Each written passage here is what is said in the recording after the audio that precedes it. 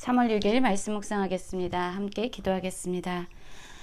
주님, 우리에게 믿음을 주시옵소서. 주님께서 우리에게 주신 것들을 우리의 삶에서 실제적으로 경험하고 드러낼 수 있는 진정한 믿음을 갖고 살아가는 자들 되게 하여 주시옵소서. 예수님 이름으로 기도했습니다. 아멘. 오늘의 말씀은 마태복음 17장 14절부터 27절까지의 말씀입니다. 말씀을 함께 살펴보시기 전에 개인적으로 말씀을 꼭 읽으시고 묵상하는 시간 가지시기 바랍니다. 17장 14절입니다. 그들이 무리에게 이르매 한 사람이 예수께 와서 꿇어 엎드려 이르되 주여 내 아들을 불쌍히 여기소서. 그가 한 줄로 심히 고생하여 자주 불에도 넘어지며 물에도 넘어지는지라.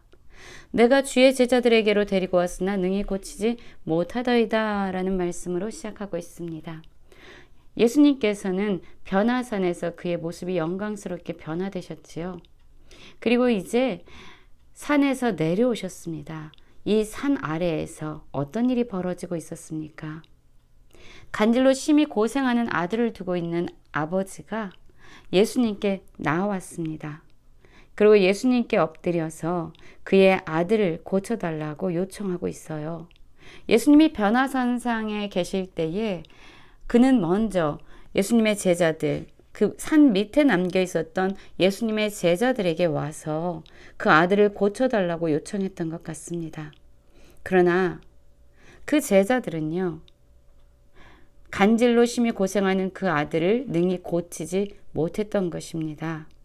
그래서 이 사람은 제자들이 자신의 아들을 고치지 못했습니다 라고 이야기하면서 다시 예수님께 와서 꿇어 엎드렸던 겁니다. 우리의 삶에도 참으로 그런 것 같습니다. 우리의 삶에 해결할 수 없는 문제가 있을 때 우리는 주님 앞에 나아가서 꿇어 엎드려 간구할 때가 많습니다.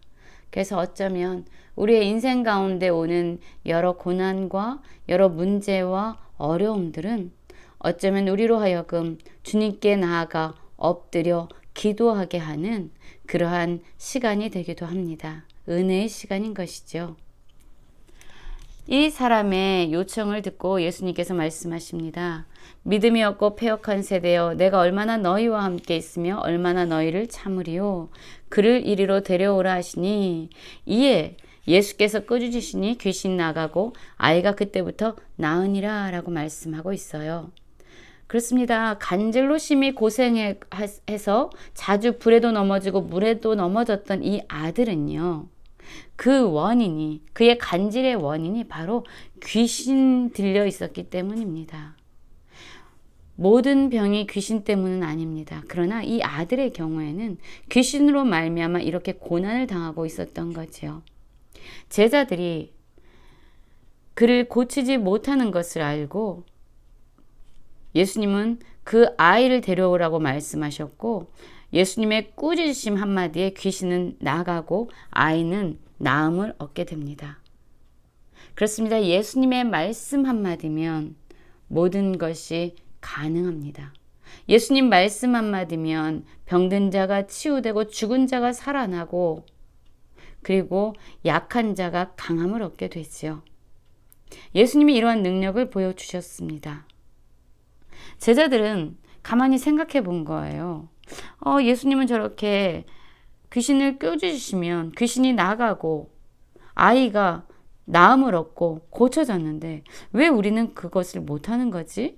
라고 생각했겠죠. 그들은 예수님께 조용히 나옵니다. 예수님이 그 아이를 고치시는 것을 보고 제자들이 조용히 예수께 나와 이르되 우리는 어찌하여 쫓아내지 못하였나이까? 라고 묻고 있죠. 여러분, 제자들의 이런 모습은 바로 우리가 배워야 될 모습 중에 하나가 아닌가 생각합니다. 우리가 할 수 없다라는 것을 알았을 때 우리는 주님께 나아가 주님, 내가 이것을 할 수 없는 이유가 무엇입니까? 어찌하여 이것을 나는 할 수 없습니까? 라고 물어보는 이러한 모습, 예수님께 나아가서 자신의 연약함을 드러내고 그 이유를 주님 앞에 묻는 이러한 모습은 겸손한 모습이고 또한 우리가 본받아야 될 모습이기도 합니다. 이렇게 질문하면서 다가오는 예수님의 제자들에게 예수님이 말씀하여 주시죠. 믿음이 작은 까닭이라.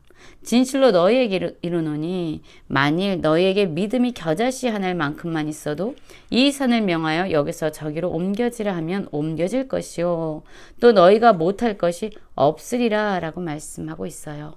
제자들이 그 간질에 걸려서 고통당하고 있는 그 아이를 고치지 못했던 것은 바로 믿음이 작기 때문이다 라고 말하고 있어요. 여러분, 예수님은요, 제자들에게 귀신을 제어하고 귀신을 내어 쫓을 수 있는 권능을 주셨던 분입니다. 그리고 그들이 예수님의 명령에 따라서 나아가서 귀신들을 내어 쫓고 많은 일들을 그들이 행했어요. 그러한 경험을 가지고 있는 자들이었습니다. 그런데 지금 이들이 예수님이 변화산에 올라가셔서 눈에 보이지 않게 되자 그들의 믿음이 작아졌던 것 같아요. 그들의 믿음이 삶 가운데서 실제적으로 능력으로 드러날 수 있는 믿음, 그러한 강한 믿음이 되지 못했던 것이죠. 믿음이야말로 예수님의 말씀을, 하나님의 말씀을 우리의 삶 가운데서 실제적으로 누리게 하는 그러한 통로입니다. 믿음이야말로 예수님께서 우리에게 주신 그 모든 것을 우리의 삶 가운데서 실제적으로 누리고 경험할 수 있도록 하는 그러한 도구입니다. 제자들은 이 믿음이 너무나도 작았기 때문에 그 일을 행하지 못한 거예요. 예수님이 그들에게 대답하여 주시죠. 우리가 질문하면서 예수님께 나아갈 때 예수님은 우리에게 답을 해 주십니다. 물론 모든 것에 대해서 답을 해주시지는 않지만 우리의 신앙을 성장시키고 우리의 신앙을 성숙시키는 데 필요한 대답을 주님은 우리에게 알려주시고 응답해 주시죠. 예수님은 또한 계속 말씀하시죠. 믿음이 겨자씨 하나만큼만 있어도 이 산을 명하여 저기로 옮겨지리라 하면 옮겨진다. 여러분, 겨자씨 하나는 정말로 씨앗 중에서도 가장 작은 씨앗으로 알려져 있습니다. 그렇게 작은 믿음만 있어도 실제적으로 그것이 능력 있게 나타난다는 거예요. 그 효과를 우리의 삶에서 볼 수 있다는 거예요. 여러분, 여기서 믿음은요, 우리의 신념이 아니에요. 그냥 우리가 저 산을 이쪽으로 한번 옮겨볼까? 옮겨지겠지? 산아, 이쪽으로 옮겨져라 라고 해서 능력으로 나타나는 그런 믿음을 얘기하는 것이 아닙니다. 여러분, 우리는요, 산을 명해서 여기서 저기로 옮길 만한 능력이 없어요. 이 믿음은요, 대상이 있습니다. 그 믿음의 대상은 바로 하나님의 말씀이에요. 그리고 예수님이 누구이신지 아는 그것이 바로 우리의 믿음의 대상입니다.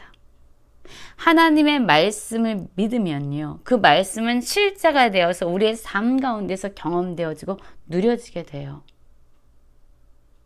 왜냐하면 하나님의 말씀은 반드시 이루어지는 실상이고 또한 하나님은 자신이 말씀하시는 것을 반드시 이루는 신실하신 하나님이기 때문에 우리가 믿음을 가지면 그 하나님의 말씀이 실상이 되어서 우리의 삶 가운데 드러나는 것을 우리는 보게 되는 거예요.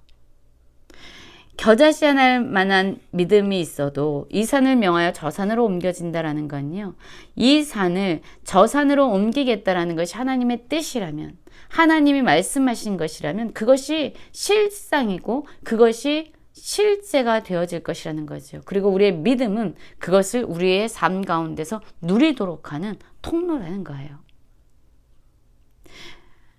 예수님은 그래서 제자들에게 겨자씨 하나만큼만 믿음이 있어도 그것은 반드시 이루어진다. 왜냐하면 하나님이 신실하시고 자신의 언약을 이루시는 분이라는 것을 그 믿음이 보게 할 것이고 누리게 할 것이기 때문이다 라고 말씀하고 있어요. 자, 그리고 예수님은요, 다시금 예수님이 어떻게 고난받으시고 어떻게 십자가의 길을 가시고 어떻게 인류를 구원하실 것인지에 대해 다시 한번 말씀해 주십니다.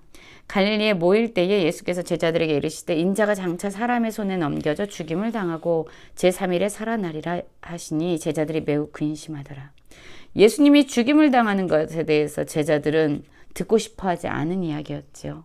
그러나 예수 그리스도를 통한 하나님의 구원의 역사는 십자가에서 예수님이 죽으심으로 말미암아 우리의 죄를 사하시고 우리에 대한 죄의 대가를 지불하시고 다시금 3일 만에 살아나심으로 말미암아 우리에게 예수 그리스도의 영원한 부활 생명을 주시는 것이 바로 하나님의 구원 사역이었습니다.